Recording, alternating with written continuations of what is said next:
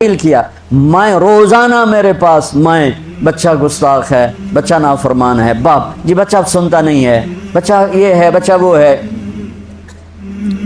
ایک نبی کی حدیث سن لو، بچے تمہارے غلام ہیں۔ آپ سب باپ بیٹھے ہو، جو جتنے آپ ٹیچر بیٹھا ہو آپ سب باپ بیٹھے ہو، جو مستورات ٹیچر ہیں وہ بھی ماں بیٹھی، اور اصلی باپ اور ماں بھی بیٹھے ہوئے۔ میرے نبی نے فرمایا اکرموا اولادکم، اپنے بچوں کو عزت دو، عزت دو۔ میرے نبی کیسے عزت دیتے تھے؟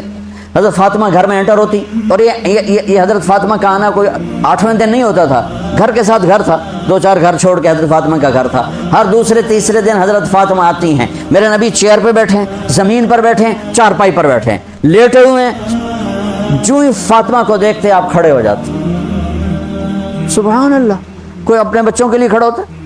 آپ لوگ کلاس روم میں آتے ہو تو آپ کے لیے بچے کھڑے ہوتے ہیں، اور میرے نبی کیا یہ بچے آپ کی اولاد ہیں؟ میرے نبی کھڑے ہو جاتے، اور وہیں نہیں کھڑے رہتے تھے بلکہ تیزی سے آگے بڑھتے تھے، اور جا کر حضرت فاطمہ کا ہاتھ پکڑ لیتے مسافر کے، اور پھر دیکھو مجھے یوں بوسہ لیتے، پھر ہاتھ پکڑے پکڑے پکڑے لے کر آتے، پہلے حضرت فاطمہ کو بٹھاتے پھر خود بیٹھتے تھے۔ تو پھر کیا جنت کی عورتوں کی سرداری مل گئی۔ اپنے زبان کا بول میٹھا کرو، اپنے اخلاق اچھے کرو، اپنا چہرے کو خوبصورت کرو، جو اللہ نے دے دیا دے دیا، اس کو مسکرانے سے سجاؤ۔ مسلمان کو مسکرا کے ملنا بھی صدقے کا ثواب ہے، اور اس موبائل نے تباہی پھیر دی ہمارا۔ بچہ بات کر رہا ہے اور اماں لگی ہوئی ڈرامے دیتے، ہاں بتاؤ سن رہی ہوں، بکو کیا بک رہے ہو، سن رہی ہوں۔ اللہ کے واسطے یہ فون ہے بھائی، فون ہے، اسے ضرورت کے لیے استعمال کرو، اس کو اپنے لیے لعنت مصیبت نہ بناؤ۔ ایک خاتون پیپر چیک کر رہی تھیں، ٹیچر تھیں، تو چیک کرتے کرتے رونے لگی، تو ان کے خامن نے پوچھا کیا ہوا؟ تو انہوں نے پیپر آگے کر دیا، roll number dash dash dash, تو اس میں تھا کہ تم کیا بننا چاہتے ہو، ایک کوشچن تھا، تم کیا بننا چاہتے ہو؟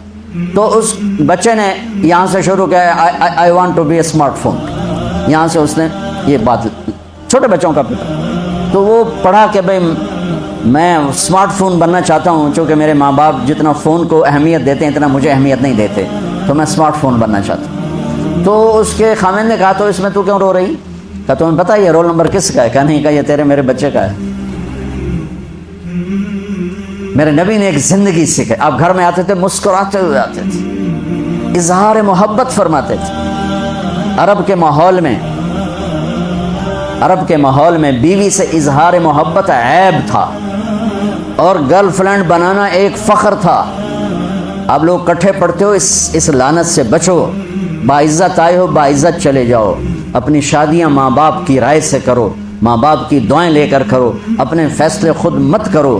یہ کیا کریں، اب بچے بچیاں کٹھے پڑتے ہیں تو اس قسم کی لعنتیں چلیں گی تو صحیح، لیکن میں جتنا بچ سکتے ہو بچو بچو، اپنے فیصلے ماں باپ کے حوالے کرو، اپنے فیصلے ماں باپ کے حوالے کرو، چونکہ جتنی عشق کی شادیاں ہوتی ہیں وہ ساری ہی ناکام ہوتی ہیں۔ عرب کے ماحول میں اظہار عشق بیوی کا عیب، اور گرل فرینڈ کے لیے اشعار۔ اس کلچر میں بھرے مجمع میں ایک آدمی پوچھتا ہے یا رسول اللہ من احب الناس الیک، آپ کو سب سے زیادہ کس سے محبت ہے؟ تو اپنے نبی کی سنو، آپ نے زور سے فرمایا عائشہ سے۔ وہ ہل گیا، کہنے لگا ارے یہ کیا ہوا یا رسول اللہ، میرا مطلب یہ نہیں ہے، میرا مطلب ہے کہ مردوں میں کس سے زیادہ پیار ہے۔ تو آپ کو پتہ چل گیا، اس کی نبض پہ ہاتھ رکھ لیا کہ اس کو ہضم ہی نہیں ہوا کہ میں نے عائشہ کا نام لے دیا۔ اب آپ نے کہنا تھا ابو بکر سے، تو آپ نے کہا عائشہ کے ابا سے، عائشہ کے ابا سے۔ آپ اتنے کائنات کا بوجھ سر پہ اٹھا کے زندگی گزاری، اور اپنے حسنین کے لیے روزانہ وقت نکالتے تھے۔ آپ کہتے ہو میں ریکٹر ہو گیا ہوں، میرے پاس ٹائم کوئی نہیں، میں پروفیسر ہو گیا ہوں، میرے پاس ٹائم ہی کوئی نہیں، تو کیا فائدہ ہے ٹائیاں لگانے کا؟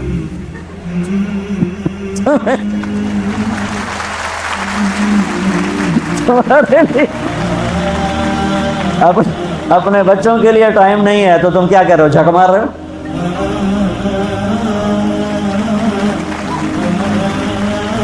میرے نبی سے زیادہ مصروف کوئی آئے گا، بولو، جواب دو زور سے۔